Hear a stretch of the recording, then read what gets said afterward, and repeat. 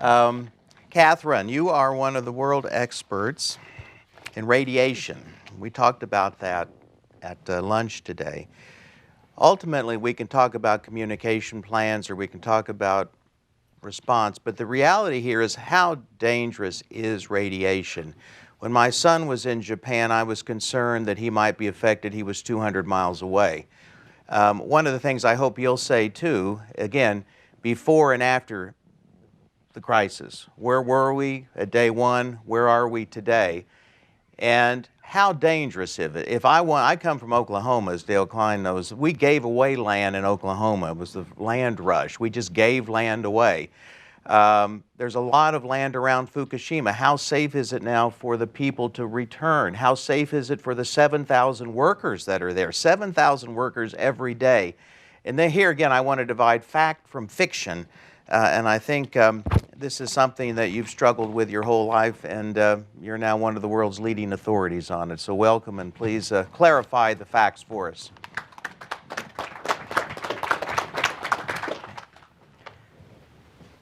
I'll try not to push the podium off the edge. So thank you very much for the opportunity to talk. My connection to Fukushima was, before it happened, a colleague of mine and his family were living in Tokyo. His wife was a lawyer for a company. He had a daughter, and the accident occurred, and all of a sudden I started getting emails and Skypes and phone calls from this friend of mine who used to be a worker at the Hanford Nuclear Reservation working in contaminated areas, and he was desperate to find out information about what the releases were and what he could expect being in Tokyo. And it was like any accident. Initially, getting the information was incredibly difficult. And for a friend who is concerned, you do what you can to help. I also had gotten a call from a former student of mine who was responsible for managing radioactive material in the Pacific Basin, and she was trying to set up a counting lab at a base outside of Tokyo and trying to figure out what is it that I need to do so that I can analyze water samples and food samples and keep my people safe. And how do you answer that quickly and efficiently? It was a challenge. And so with that in mind, I want to talk about my presentation today. So I was invited to come to this forum, and I received an invitation to participate, and they gave me a draft agenda for this executive briefing on Fukushima. And if you look at the list, you see NEI is represented, Miles O'Brien as a journalist is represented, TEPCO is here, Dr. Klein is a former NRC and an academic is represented. And then kind of in the middle, it says insert radiation expert here. So I am the radiation expert that they're inserting into this particular talk. And it made me think, when I was trying to pull this talk together, not only will I sort of get a little philosophical about the impacts and the like and try to put things in context, but I also wanted to talk a little bit about who are these radiation experts that get trotted out in events like this, or that get to participate in various activities and analysis to make pronouncements about is something safe or not safe. And if you look, you'll see organizations that are often represented. The ICRP, International Commission on Radiological Protection, a premier organization. You'll see UNSCEAR and IRPA. So UNSCEAR is the United Nations Scientific Committee on the Effects of Atomic Radiation. IRPA, the International Radiation Protection Association. The IAEA and some of its folks, the International Atomic Energy Agency. Our own US NCRP. And then there are a number of other organizations. So there's PAHO, there's the Health Physics Society, there's World Health Organization. All of these will bring in, as necessary, experts to speak to you on issues related to radiation protection, radiation safety, and impacts.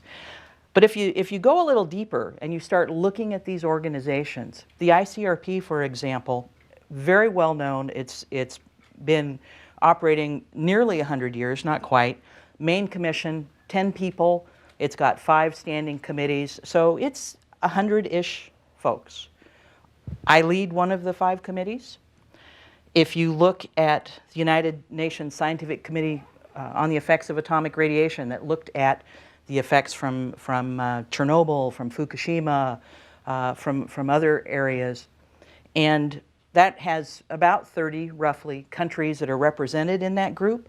If you start teasing through these pictures, you're going to see the same people on every one of those organizations. So the same people from ICRP are on UNSCEAR, they're in ERPA. If you look at the NCRP, again, the US organization that advises the country on radiation protection issues, it's 100 people, a lot of gray-haired 100 people. And most of them are part of UNSCEAR, are part of ERPA, are part of ICRP, participate in IAEA. So the result, or the real world, is that there's not that many folks that really do radiation, radiation safety, radionuclide transport, dose calculations, all of this in the world. It's a pretty small club. And we wear 20 hats. Today I put on 3 pins, and I could put on a whole bunch more. But Health Physics Society, ICRP, Certified Health Physicist, I've got NCRP on there, I've done IAEA. And so the point is, we're a small group, you should cherish us. So what about me? Okay, why do I get to stand up here and proclaim that I'm an expert on all things radiation? Well, I'm not. I am an expert in when you dump it out a stack or out a pipe and you throw it into the environment, I'm the person that is going to tell you where is it going to go and how is it going to get taken up and how are people going to be affected. I'm not an epidemiologist. I'm not a doctor. I'm not a nuclear plant worker, although I have worked at a nuclear plant. I've run a reactor. But my area, very specific, is when it gets out, whether you did it on purpose or you didn't, where does it go and how bad is it going to be? And so, for example, there's my shot. I think I've got a little laser pointer, or maybe it won't. Maybe I'm shooting myself in the hand. The person with the really cute pink cartridges on her mask, that's me at Fukushima. But I've gone to places, Johnston Atoll, which you probably can't get to anymore, to take a look at plutonium from weapons testing, and could we turn that place over to fish and wildlife, or does it have to remain in the hands of the military? Been face down in the dirt at Rocky Flats, at Hanford site. But it's not just me. I also have students. This is the wonderful thing about being an academic, is that I can also involve my students, and they actually think it's a good thing. You might not think it's a good thing. Send them off to some contaminated place somewhere around the planet so that they can continue their research, so that we can add to the body of knowledge, so that we can make sound statements about what the effects are. So in addition to going to Hanford and Johnston and Savannah River and elsewhere, we have been to Chernobyl and to Fukushima, to Chalk River, to Maralinga in Australia. And I've had students on ships off the coast of Japan shortly after the accident taking samples. Students knee-deep in contaminated waters, getting samples on biota to determine effects. We do lab studies. All of this so that I can better understand where things go and what the impacts are. So that's kind of my creds, if you will, for speaking to you today. And I've been doing this kind of stuff for about 35 years. And it's something that I feel very passionate about. But again, there's not a lot of us that do this kind of work. So just to take that to heart. So going back to why am I here, to explain, put in perspective some of the things that have taken place, both in Japan and also in the United States.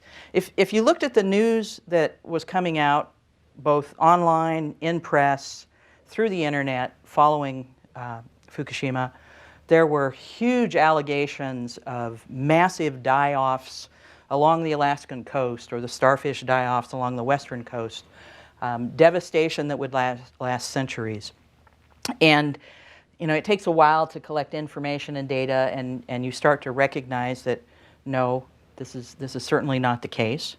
But there is a radioactive release. There is a radioactive plume. There is contamination, and we can monitor it, we can measure it, and we can assess it. So one of the things in the oceanographic community, for example, they used this release from Fukushima. Again, it's an accident, it's a horrible thing, but we used this release from Fukushima as a way to test ocean transport models to see how good are our models that are used for other things predicting the migration or the movement of this plume across from its release point in Japan to the United States, to China, to Australia, and elsewhere. And so the scientific community has been using this particular information. Now, that analysis we see in the bottom little left corner is a plume projection map. Because we're scientists and we use color to sort of differentiate things, people go, oh my God, that red in the middle must mean everything is dead. It's like, no, it's just a little bit different concentration, and we're using this to model where things are going. And we actually, because of monitoring, people were able to correct mistakes in mathematical models and show that one person's prediction for when this plume is going to arrive on the shore of the US was off by an order of magnitude, which is pretty substantial. We also have folks that are sampling marine species. One of my students has been routinely going out, and he's working on his dissertation looking at radionuclide movement through food chains, and he has been able to detect, by collecting large amounts of tuna, by charring it, by ashing it, by concentrating it, and it really stinks the lab up, and taking the tuna down to something about this big, he is able to detect very subtle signatures of radionuclides from Fukushima. We can see it, but the concentrations are really, really small. And so we had to put out, in cooperation with folks from NOAA and elsewhere, a poster that explained how safe are the tuna. Because we can see it, does that mean it's terribly dangerous? No, it just means that we can see it. And there have been numerous other reports out there in a more scientific vein that have looked at what is the radiation footprint, what is the impact to people, organizations such as UNSCEAR and others. And I'm going to talk to this in just a minute. So going back to what I was asked to do, which is sort of put things in perspective, I spent some time thinking about how, what is the best way to do this so that it actually makes some sense. And I know colleagues that'll get up and say, well, you can equate one day in Fukushima to eating 10,000 pounds of bananas. I'm like, no, I'm not going to talk about comparing bananas. But because I am an academic, I'm going to give you a chart. Actually, I'm going to give you probably 3 charts during this talk. And it's challenging, okay? So you have contamination, and it continues to release radiation. People can be exposed. How do you put that in some sort of context? So what I thought was, well, what do we know about environmental radiation around the world? Okay? Because we have a footprint, we have now upped the environmental background at Fukushima. And if you look at this particular chart, okay, so it's expressed in millisieverts per year from various activities. And in the US, we get about 6 millisieverts a year, right? That's from natural background, that's from medical, and actually medical is the majority of the dose that we get because we get so many x-rays and CT scans and things like that. The target dose for going back into areas in Japan is about 1 millisievert. That's a goal, okay? If you look at the highest dose that evacuees got, that was about 50 millisieverts. So how do we put this in perspective? Well, there are places around the globe, Ramsar, Iran, for example, where just because of the natural radiation environment, people will get about 100 millisieverts a year. Now that's kind of on the high end. There may be some others that we haven't found yet. There is Kerala, India. People get about 35 millisieverts a year. Again, it's because of uranium and thorium and all those products in the soils, in the water, in the air that they are exposed to. And so just, as I said, to kind of put this in perspective, the people that were evacuated and over about that 18-month time period, that was the highest dose. And most received much, much under that, down below what we routinely get in the US. Now, folks might argue that, well, that's an artificial comparison because a lot of the people, say the workers, that the Fukushima 50 that were working so hard, they didn't get their dose protracted out over a year. They got it all at once. So there's differences. So how can you compare an environmental dose rate to something artificial where people got it in a pretty short period of time? So again, rather than comparing smoking cigarettes or eating bananas or living in Denver or being on a jet plane, I thought, let's compare this to medical exposures. So if you are unfortunate enough that you need a bone marrow transplant, that's a life or death decision. And one of the things you might have to undergo is something called total body irradiation. The intent is to suppress your bone marrow so you can have a bone marrow transplant. You can get 10,000 millisieverts. It's not given all at once. It's given out over a protracted period of time, but it's a very high dose. And the intent is to suppress your immune system so that you can receive a life-saving bone marrow transplant. It is done all of the time.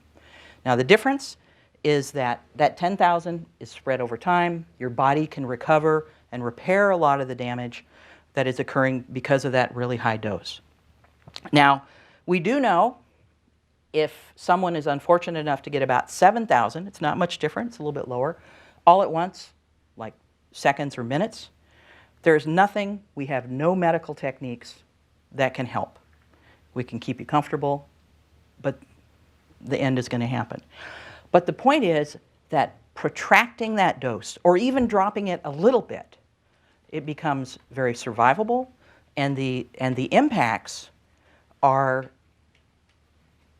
really somewhat limited in the sense that if you get 5,000 millisieverts all at once, unfortunately about half people will succumb, but if you survive it, you have an increased cancer risk and you're likely to see no other effects, and going even further down. So you look at what was the highest dose that the workers that were willing to give their lives to get this plant stable and to save everyone else, the highest dose that they got was about 670 millisieverts. So you talk to the doctors, you talk to the epidemiologists, you look at the radiation data, and what you're going to say about those people is that in that group, we don't expect any acute effects, and they may have an increased likelihood of cancer, but it's actually not a huge increase. You go down to the Fukushima evacuees, they're even farther down. So again, very low dose. We don't expect to see in that population any sort of measurable radiation effects. And one more thing, sorry, I forgot this. Going back to my annual effective dose. On the bottom is how much dose you get from consuming that contaminated tuna. It is so far off the side of the chart, it doesn't even fit on the axes.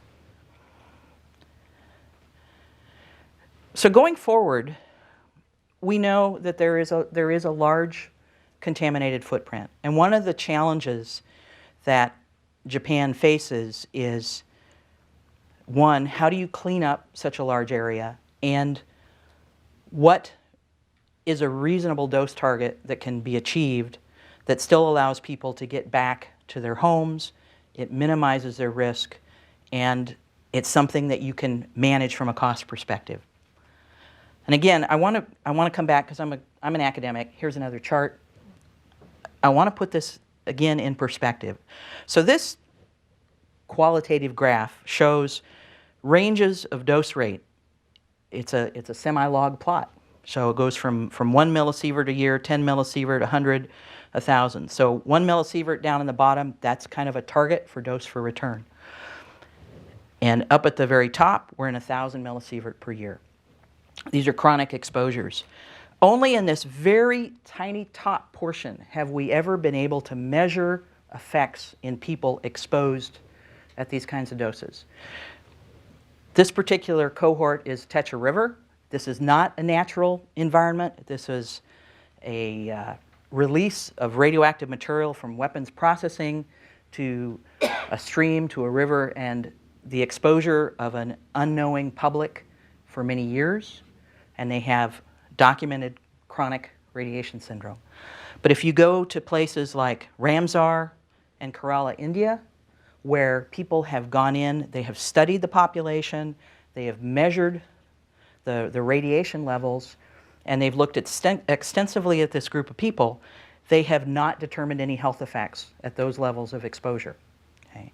And that's why if you put the Fukushima evacuees between those two, we can say we do not expect to be able to measure any effects in that particular population. So some of the key things I want to leave you with in this little presentation was that if you look back at the actions that were taken by the government, by TEPCO, following the accident, you can criticize them for a number of activities. No doubt. Communications was not great. Having backup generators up on top of the hill, that would have been really nice. But in terms of being able to limit the exposure of a huge population, they did a really excellent job. They constrained the pathways of exposure so that even though this was a huge accident, the effects, the radiation dose effects on this population are such that we're not likely to be able to measure it. Now, again, areas remain contaminated, and I don't want to minimize the suffering of the people that have been moved from these areas, their desire to come back, the cost to clean up, and that issue. That is a conversation that has to continue about what is an acceptable level of risk for this population. And from the U.S. perspective, we got all spun up about an event that was taking place 4,500 miles away from us across an ocean. And I had people call me that were hiding in their basements at the time of the accident because they were afraid of this plume that was going to cross the ocean and affect them and affect their livestock. And the point is that we worked really hard in my lab and other labs along the Northwest and the EPA. We have very specialized radiation detectors, and we worked really hard to find this signal, and we could see it, but it was an academic interest. It was not a health effect.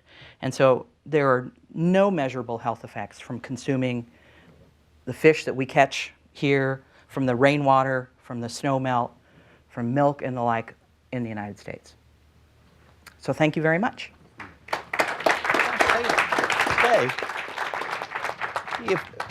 Dr. Higley, if you had a message for the people of Fukushima about milk or about the cattle or about the fish. We hear a lot about the fishermen in Japan being concerned about the possible release of radioactive water into the ocean. What would be your counsel? And I note, for example, Korea has a total ban on, I think, fish and meat of Japan because of Fukushima. Again, I think that Japan did a really good job in terms of measuring foodstuffs. They wanted to be able to shut that pathway of exposure off, so they have measured essentially every bag of rice that was coming out of that area. They have measured the radionuclide concentration in a number of species of fish up and down the coast, and other countries, Japan, South Korea, Russia, the United States. They have also been very active in pulling samples and comparing environmental concentrations of radionuclides, primarily cesium, in the fish. And what you see now, and I believe it was probably just about 6 months ago, I think that the Japanese continue to monitor, and none of the fish that they've caught, like in the last 6 months, have exceeded any sort of action level. What you see is a rapid clearing out of the contamination out of that environment. And so the fish are dropping in concentrations very, very rapidly. But for example, we'll hear from Dr. Klein and I think Mr. Onagawa. There's an ice wall that has been, frozen ice wall that is to protect groundwater from going into the ocean. There's also contaminated water in barrels that have been stored and not released yet. What sort of threat is that from a radiation effect, and what would be your advice in terms of how to handle that? I know this isn't your question of expertise. Onagawa and Klein can also answer it, but as a specialist in radiation, what would you suggest might be remedies to those two problems? So one of the challenges when you have large volumes of water that are contaminated with something as tritium, for example, it's very hard to get it out. And so you can take some activities to try and concentrate it a bit, but you're either faced with the fact that you're going to store that for a very long time, or you might consider dilution, which is not necessarily politically acceptable. But if you look at the natural radionuclide footprint that is already out in the ocean and elsewhere, dilution might be one of the options. It's not palatable, but it's possible. Okay, other questions for Dr. Higley? Yes, in the back. Please state where you're from. Yes. Yeah, it's on. My name is Renata Janney. I'm with TV Asahi, and actually I lived in Japan I lived in Fukushima from 2013 to 2015, so I'm very aware of all the stuff that you guys have been talking about. You talked a little bit about the ice wall and the contaminated water. Another area of concern is contaminated soil. Part of the decontamination process was removing the top couple inches of soil and putting it in bags. Now people are there's a lot of controversy over where to put the bags.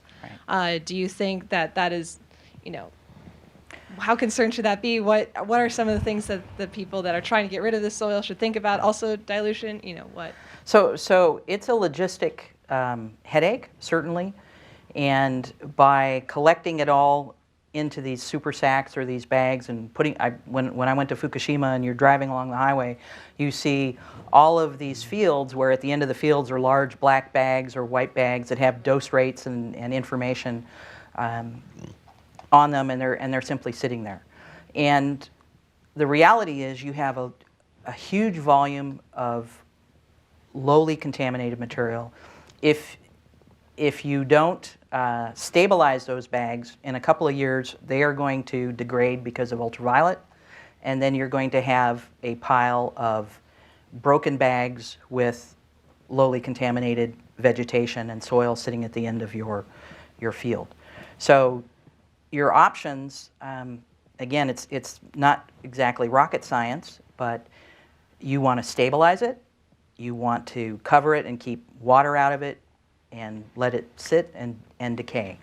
And that it's not a sexy solution, but for that large volume, it's kind of what you're left with. More questions? Yes, please.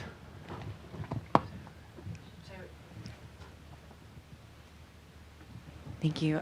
Naomi Gingold, PRI. There have been mutant butterflies found, a lot of mutant vegetation, and there have been incredibly high marked increases in thyroid cancer among children and adolescents in Fukushima. There's a new report out specifically linking that to the radiation.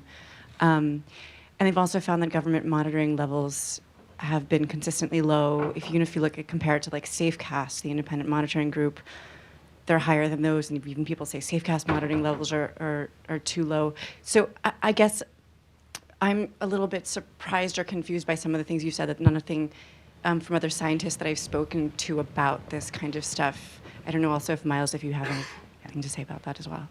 So there's a couple of things. You talked about the butterflies, pale bluegrass butterflies. There's also been some studies on avian species and potential impact. And one of the things, both UNSCEAR and some other organizations went through dose calculations to predict doses to organisms and try and understand the effects. And one of the challenges, like in the pale bluegrass butterfly and the avian species, we don't really know what the doses are. We don't know what other factors are potentially contributing to these effects. And it's an area of ongoing, very active research right now to try and sort of tease out the effects from it. And that's an area of radioecologists, and there are about 300 of those in the world working on these particular issues.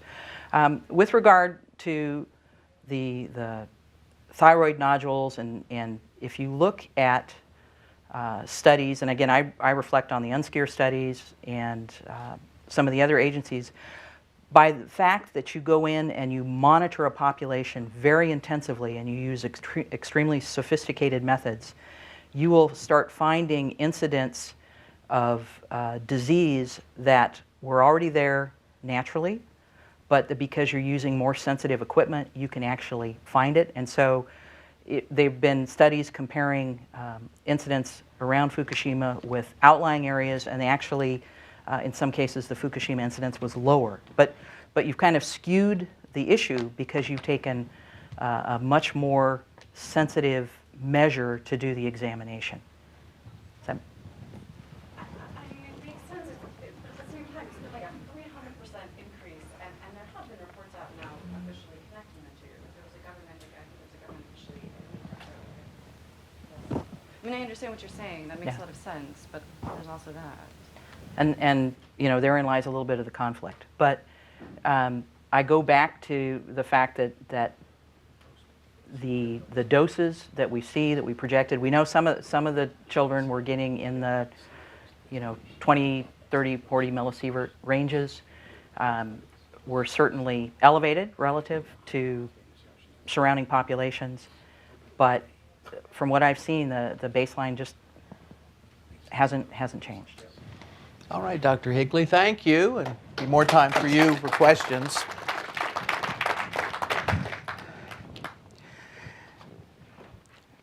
Anagawa-san, Takafumi Anagawa, you are, as I said before, probably have the hardest job in the world today to oversee TEPCO's nuclear program. And you came into this job a couple years ago. I like Anagawa, he was in charge of electric vehicles. And one of the obvious things, I think, in terms of energy security, and by the way, my family is a shale gas family, all right? We're not talking about the health effects of shale gas here, thank goodness. But if you really think about all the problems with climate, and you think about the problems with going to war in the Middle East over oil and gas, and you think about the health effects of coal, for a country like Japan, I think it's a place where you can have nuclear power and electric vehicles. And you won't be relying on any other country in the world if you had that, and you have the technological capabilities. So today we're very lucky to have Anagawa, who flew in from Japan yesterday just to be here. And I'd like for you to talk really about three things. First, where are we in Fukushima? Again, before and after. We know where we started, we know where we are, that's today's job, and in 5 years we'll have a post-10-year review of Fukushima and we'll all be back. But I think the direction is rather clear as we begin to see it unfold today in terms of industry, the government responsibility, and so forth. But I'm interested in Fukushima. I'm also interested in the future of the Japanese nuclear program, because you have 50 reactors in Japan, not TEPCO, but the community. I think only 3 have started now, but that's a good start. But it's been 5 years, and you're lucky oil and gas is so lowly priced that you can stay financially solvent.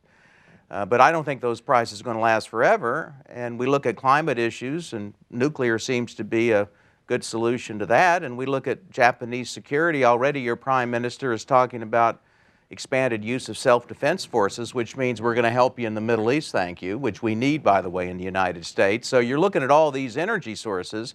Nuclear seems to me very important. And finally, a lot of this issue comes down to the trust of TEPCO. And I know you've started a couple community centers now. We talk about the community of Fukushima, the people that have been harmed and evacuated. We talk about the people in Kashiwazaki and Niigata who are concerned about starting Kashiwazaki. We talk about public opinion, which still hasn't really been favorable to nuclear 5 years later. So what are you doing in TEPCO for community relations and public communication to raise the standard on that? Because I think we just heard from a radiation perspective, we overfear radiation. We need better communication about health effects. We fight wars over oil and gas in the Middle East. We lost 65,000 people since 1991 in these wars. You evacuated 65,000 people. We have casualties of 61,000 in the United States. is Japan almost being too safe here in setting these higher standards and what is reasonable? Now I have to repeat my question to you because you obviously don't understand all of the implications of it, but we welcome you here and thank you for coming all the way from Tokyo just to be with us.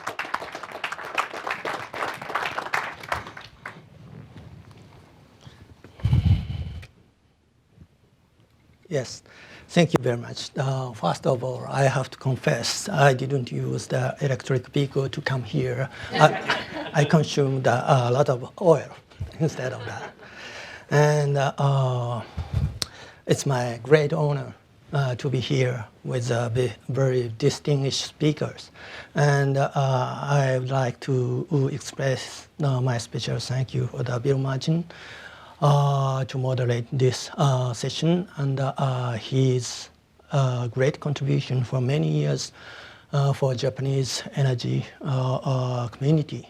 And I thank Maria. As she said, she coordinated United States CNO group and helped us a lot. And thank you very much on hosting this session. And Miles O'Brien, his report in depth about Fukushima Daiichi, that was excellent, and I appreciate it very much. And Cassie, you tell about the very difficult issue related to Fukushima. Thank you very much for that. And I appreciate Dr. Klein, his great contribution to help the TEPCO. He is the chair of Nuclear Reform, Nuclear Safety Reform Monitoring Committee. He helped us a lot. And I appreciate, simultaneously, I appreciate so many U.S. organizations like DOE people, and EPRI people, INPO people, and so many organizations and individuals. They help us a lot from the recovery process of the Fukushima accident. And they are very generous to use their precious times and their special knowledge with the TEPCO. Very, very greatly appreciated. And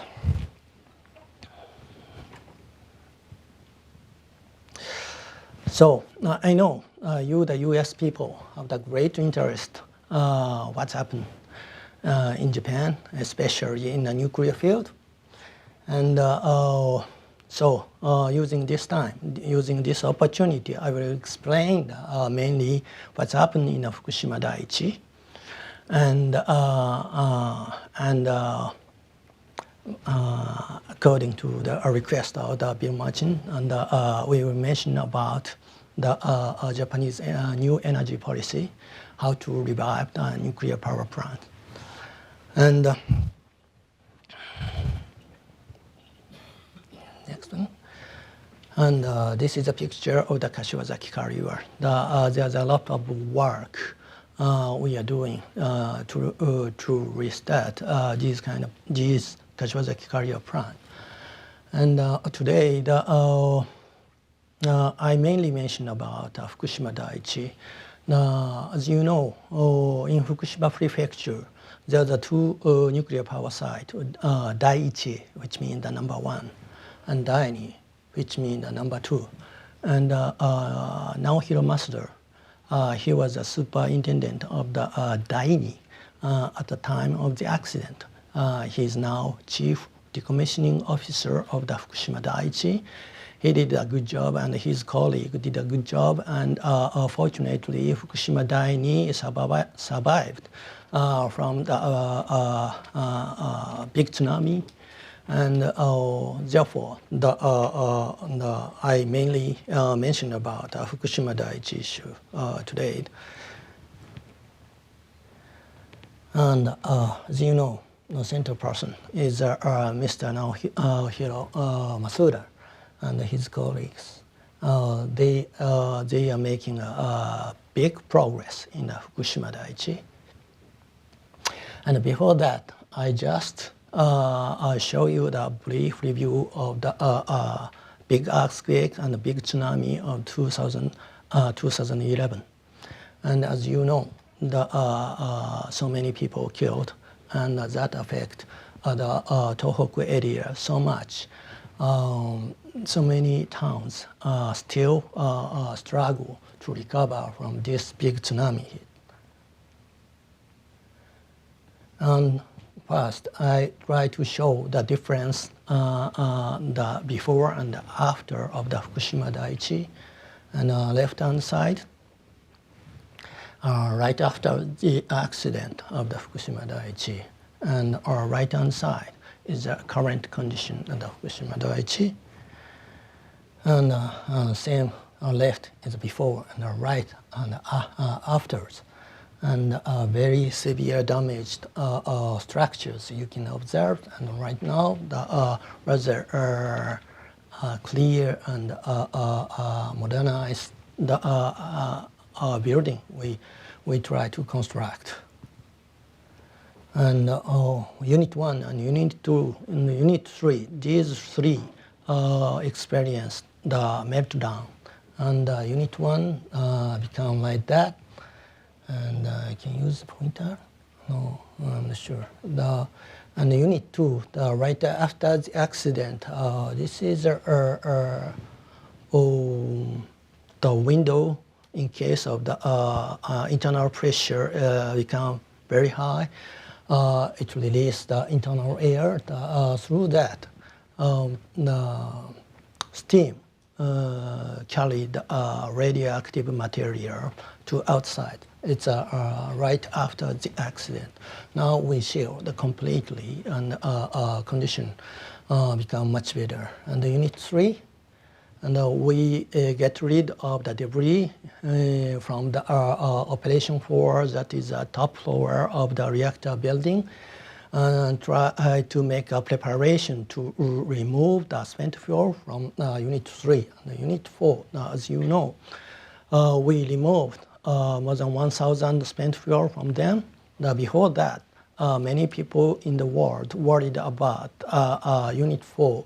Nevertheless, it didn't experience the core melt. But fortunately, many people's contribution. I'd like to introduce Mr. Hara. He is a member of the Fukushima 50, and he's now liaison in Washington, D.C., and he did this job. He removed more than 1,000 spent fuel from the Unit 4. And so you see the big difference before and after. And right now, what we focus on is management of the contaminated water. And that is a current first phase big issue for us. And Mr. Rick Barrett, he advised us a lot how to handle the contaminated water, and we made big progress. I believe so, if you admit that. Yes, and yes, there's a three main strategy to manage the contaminated water. The first one is prevention of the leakage of contaminated water to outside. And the second is removal of the radioactive nuclei from them. And third one is divert the underground water flow from the reactor building to other direction. That can help us to reduce the increased rate of the contaminated water. So that means we can reduce the rate to construct a storage tank. And this photo shows the pumping up system of the underground and measure it. And in case it contaminated more than regulation rule, we get rid of the radioactive nuclides from that using a filtering system and discharge it to the ocean. In that process, not only the technology, but also the discussion with the local people, that was very important. To communicate local fishermen's cope, we explained a negative effect of that. Finally, they understand that our setting rule is very low compared to the potential risk. That's why we can release that's underground water to the ocean right now. And we constructed impermeable wall along with the coastline. It prevents unexpected leakage from the Fukushima Daiichi site to outside.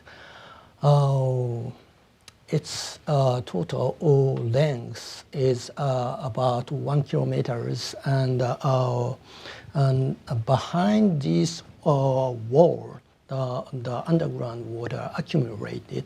That's why, again, we have to pump up the underground water and measure it and purify it and discharge it to the ocean. And this system is a special design to purify the contaminated water. This technology comes from the United States. EPRI or DOE introduced this kind of technology to us. And this special facility can reduce the cesium, strontium, and so many other nuclides.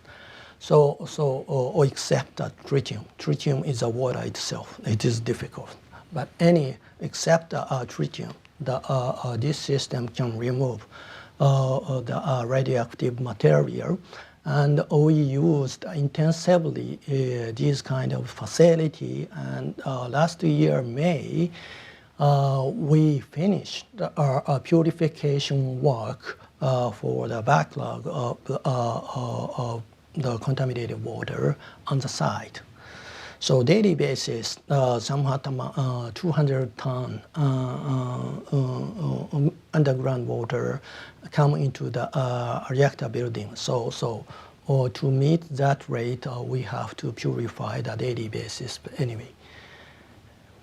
And this photo showed storage tank.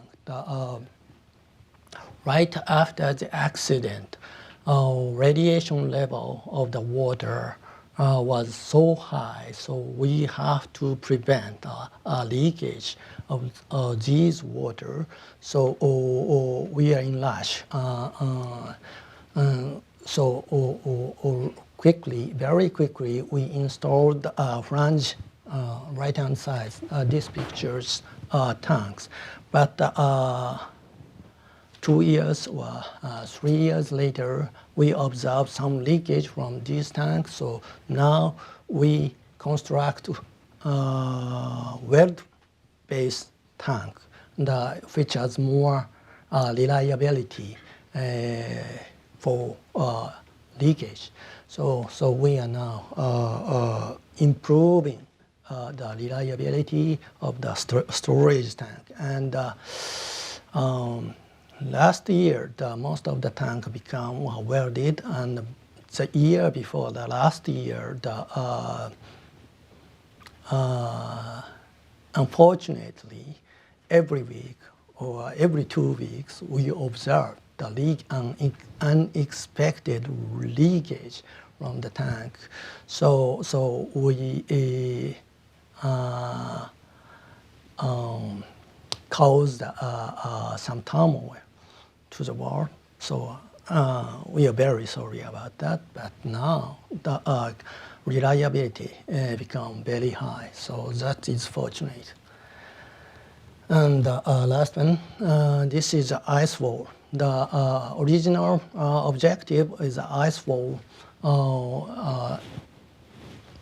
is a little bit different. But as I mentioned, We constructed impermeable wall along the coast. So right now, this ice wall mission we expect is to prevent underground water come across the reactor building and try to minimize the increasing rate of the contaminated water. This work, construction work, completely finished this month. And we are now getting the authorization to operate the ice wall, and very soon, I expect we can get the permission to start operation of the ice wall, and it can reduce the increased rate of the contaminated water drastically. That is our expectation. And Fukushima Daiichi stage, right after the accident, it was of course the emergency condition. But right now, gradually became the decommissioning stage, more stable decommissioning stage. And that's that, as I mentioned, the successful completion of the dismantle of the spent fuel from the Unit 4. It's about 1533 bundle from the Unit 4. And we carefully manipulate the machine and successfully removed those fuel to the ground located pool. And the same things that we have a plan for the Unit 1 and Unit 2 and Unit 3. And Unit 1 and Unit 2 and Unit 3, all of them experienced the meltdown and highly contaminated. So it's more difficult than Unit 4. But we developed the automatic manipulation system. And 2017, and we start the removal of the spent fuel from Unit 3, and consecutively the Unit 1 and the Unit 2, we expect 2020 we will start the removal of spent fuel. And I know that most of you and international people, they have an interest in brand new technology in the decommissioning process, especially robotics technology. Because of high radiation, we need this kind of technology to proceed decommissioning of the Fukushima Daiichi. And this technology come from the United States and other countries to help us. And left-hand side, uppermost, is a company of the United States. And this one is a look-like boat. And it's observed the leakage point of the primary containment vessel. And this robot can change their own shape to penetrate the PCB and expand their wings and to crawl on the floor of the PCB to find out the way to underneath the reactor vessel. But unfortunately, it is very tough job. So far, we couldn't see the right exact condition of the molten core. But by the end of this year, I expect some technology make it happen to see the fuel debris underneath the reactor vessel. And that can be the great progress to consider how to handle the fuel debris in the future. Without that information, it is very difficult to consider, to establish the methodology to handle the fuel debris. And Next slide is Kashiwazaki corridor. So it's yes, this is 5, 6, and 7 Kashiwazaki corridor photo. I will mention about what's happened in the Kashiwazaki corridor. In 2013, we issued the new licensing document to NRA to get permission to restart the Kashiwazaki corridor plant, especially for it is for the unit 6 and 7. Those are two of them of the Kashiwazaki corridor. They are the advanced boiling water reactor. We learned a lot from the experience of the Fukushima Daiichi accident. So we implement a lot of the safety measure on the Kashiwazaki corridor plant, and we try to improve the nuclear safety. And simultaneously, we try to meet Japanese new policy of the energy, which established 2 years ago. And by 2020, we try to restart a nuclear power plant, and 20% electricity should cover by the nuclear power. So to fulfill that request, we are working very hard to enhance the nuclear safety in the Kashiwazaki corridor plant. And these kind of things is an example of the safety measures. Big embankment cover the entire Unit 1, Unit 5 to Unit 7. And implementation of the water injection system, the electricity supply system, and these kind of things are main safety measure. It looks like these kind of the mobile system look like the flex solution in United States. And we are now constructing the filter venting system to reduce the radioactive material in the case of the vent of the primary containment vessel. And I know there's a dispute in the world, its necessity, and I know the NRC doesn't request the American utility to install this system. The reason why I showed this facility is not push you to install this system. I'd like to show our recovery plan from the Fukushima Daiichi. In a reflection of the Fukushima Daiichi accident root cause, we found there's some root cause. One of them, we the TEPCO rely on the plant manufacturer too much.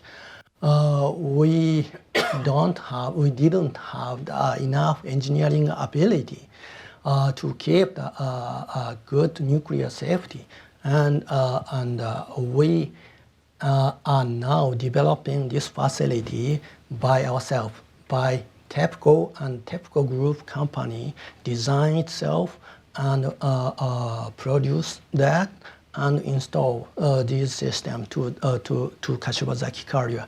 That is one important challenge to be a good nuclear operator. And another activity is education and training. And the Kashiwazaki corridor, there's so many training we continuously are making. And especially, we observed very poor communication outside. In the case of the Fukushima Daiichi accident, we couldn't carry on the good information to outside. And internally, our management of the emergency condition was very poor. That's why we implemented a new organization to control the emergency condition. So every month we perform this kind of drill continuously to improve our performance to react emergency condition. So, and we tried to make the Kashibazaki carrier not only the world's largest nuclear power plant, we try to make it the safest nuclear plant in the world. And yes. So I want to summarize my presentation today. Mainly mentioned about the Fukushima Daiichi activity, the commitment of the decommissioning of the Fukushima Daiichi. That is the most important issue we have to commit. And second, we have to improve the nuclear safety based on the experience of the Fukushima Daiichi. That we are learning a lot from the United States colleagues, especially safety culture improvement, and we try to improve the good management for the nuclear operation. And continuous communication is necessary. In this picture, the Lake Barrett, you recognize. He communicated with fishermen on the boat, and he taught us how to communicate the local people efficiently. In that basis, we learn a lot how to improve the communication between local community and us. And of course, final objective is to revitalize the Fukushima prefecture. And we commit that strongly. And to achieve that, I appreciate again all of you, the American people, your help, immense help. Since right after the accident and until now, and fortunately, cope with your great contribution, we achieved a current condition. And taking this opportunity, I want to express the thank you, appreciation to my staff and colleague, and they are working very hard in a very severe circumstance, and without their dedication, it was so difficult to come here. And finally, I try to remind my president Hirose mentioned 2 years ago our commitment. The most important commitment is decommissioning of the Fukushima Daiichi and revitalization of the Fukushima prefecture. And through that effort, we learn a lot in that effort. And he mentioned the second commitment. We are willing to share that experience to the world people like you. And so it's our pleasure to share such a precious knowledge and experience to improve the nuclear safety, and even the decommissioning knowledge can help the nuclear industry at the time the nuclear power plant become end of their life, and start the decommissioning stage. The Fukushima Daiichi condition, I believe it's the most severest condition. So it can help how to reduce the radioactive waste and how to reduce radiation dose in the process of the work of the decommissioning. And that is the most important thing to share.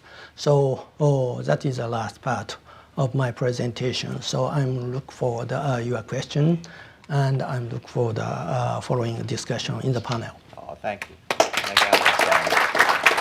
Very good. Now we have questions. I'm not going to call on Platts first again. I'm going to let somebody else ask a question, and then we'll go to you, if that's okay. All righty. Okay. Well, you've had a question, too. Anybody that hasn't had a question, I'd like to be fair to the audience. Let's take somebody unbiased, like Lake Barrett. Lake, do you have a comment on the presentation? Your picture was in it. More importantly, my wife's picture was in it. Well, we can't see the no, picture. they're making great progress. They are making great progress in Japan. There are still tremendous challenges ahead, but I am very proud of what they've accomplished in the last 5 years there in Japan. And I appreciate all the presentations today. And I'm also very proud as an American what we've done with our fleet here and what the Department of Energy and NRC has done. It truly is a cooperative effort worldwide to support our Japanese colleagues. And there's one thing I will Lake, mention. your background, too. You were a DOE. You're long experienced. You and I worked together a long time ago. So. I'm an old person, done a lot of things. One of them was I was the NRC site director for 3 Mile Island cleanup. So yes, I've done many different things, but I'm mostly retired and enjoying Florida. But one thing I would mention is that the progress to reach out to the people, as Enagawa-san has mentioned, to work with the people in Japan to restore the trust and confidence in the people. We did it here in America. 3 Mile Island was a turning point for us. Plants became much more safer. They became much more productive to give us nuclear energy that we have today. And Japan can do the same thing there, and their future can be very bright. But it's a long, difficult challenge. But they are up to the task, and they're making the progress. Thank you, Lake. Now we'll go to some questions. Okay, first you, and then we'll come to Platts. Okay, so recently in Stand the up. Oh, okay, so Renata Janney, TV Asahi. So recently there was a news piece that TEPCO admitted that they should have used the term meltdown a lot earlier. They didn't use it until a couple months after the 311, when really, by the definition, it would have met like a day or two afterward. That's sort of a symptom of like what we've been talking about, where communication was much more difficult. Or one of the problems that TEPCO had was communication, and now your job is much harder because of the initial problems with communication. So like, why was there the delay with labeling it as a meltdown, and what has changed in like TEPCO work culture that now perhaps they would be more willing to label things what they are? Thank you. So let me explain. It took 5 years, but as you know, this is not an excuse, but I believe that it's a fact. As I explained, 2 years and 3 years after of the accident, we had to concentrate to handle the Fukushima Daiichi condition and make a more safer and stable condition. And there's a lot of work we have to do. And now, as I said, we issued a license to NRA, try to get the permission of the operation. But in that process, we have to communicate with the local community how to enhance the evacuation plan in case of the severe accident. And in that process, we investigate detail how we react at the time of the Fukushima Daiichi accident, is there a possibility, was there a possibility to let them know the real condition more quicker? And so in that process, we recognize that there's internal in our company's definition, the 5% of the core damaged. We call it the core melt and let people know that condition. That is our internal rule, not Japanese regulatory rule.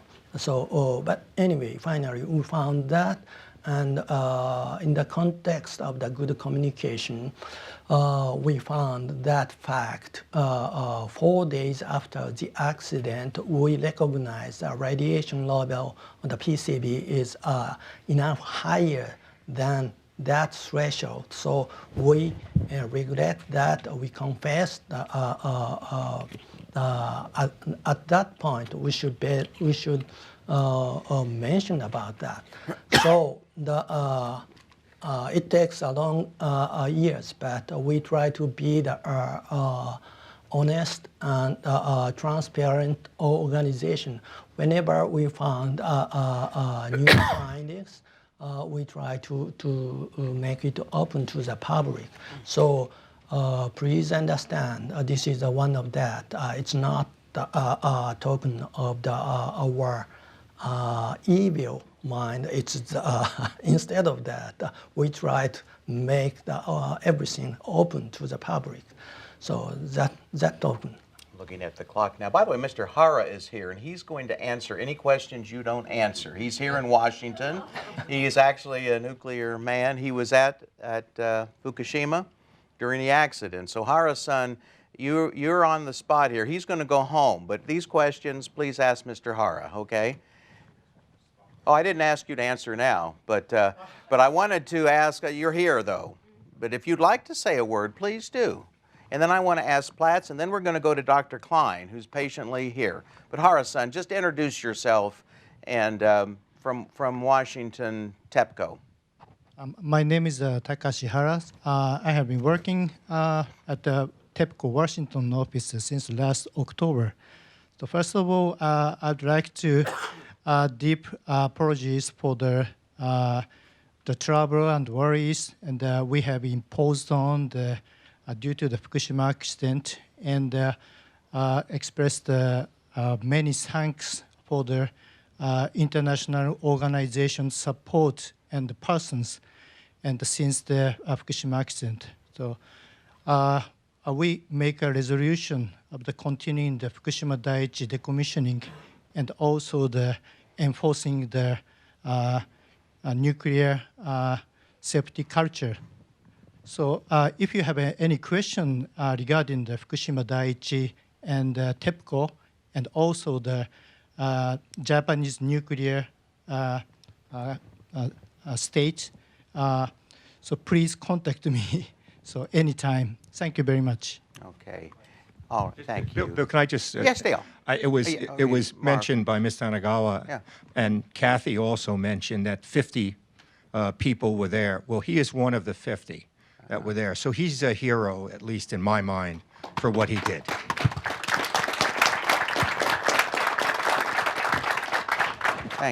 Thank you, Marv. All right, now we'll have one more question. Okay, let me do one more question because I have to get to Dr. Klein, and then if there's more time, we'll ask the whole panel. And I'm also going to ask the whole panel to make a concluding comment as well out of this discussion. All right, sir.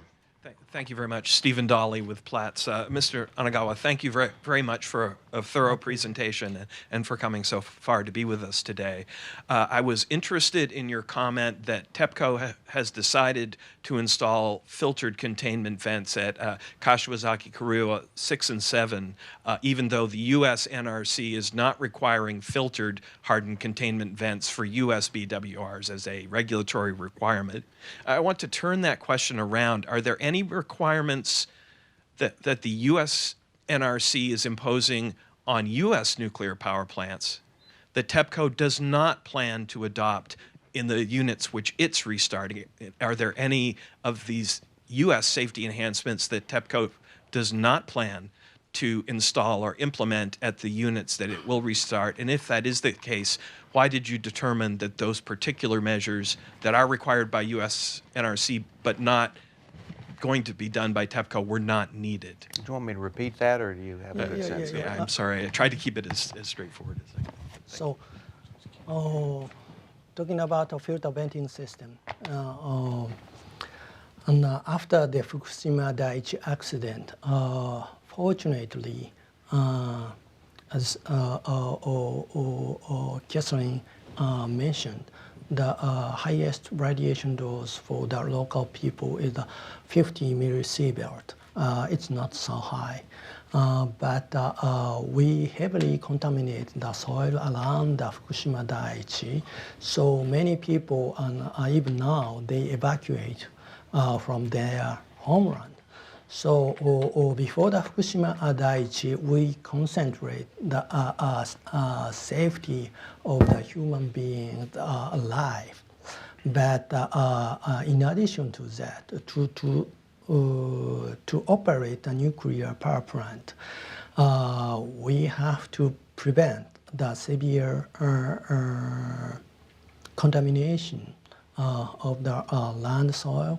That is necessary if we could implement the filter venting system, Unit 1 and Unit 2, Unit 3, and if it operates properly, the reduction rate is 1 to 1,000.